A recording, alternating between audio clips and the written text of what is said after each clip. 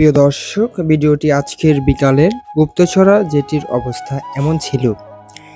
ঘাটে স্পিডবোট নেই, অথচ কাউন্টার থেকে টিকিট দিয়ে সবাইকে পাঠিয়ে দিয়েছে জেটির মাথায়।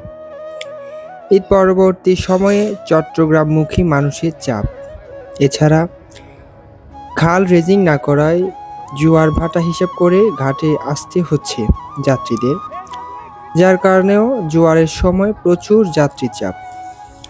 কাদামাটি থেকে রেহাই পেতে আগামীকালও সকাল ৭টার আগে এবং দুপুর ১টার পরে স্পিডবোটে যাতায়াত করার চেষ্টা করুন। জাহিদ হাসান, সন্দ্বীপ টেলিভিশন।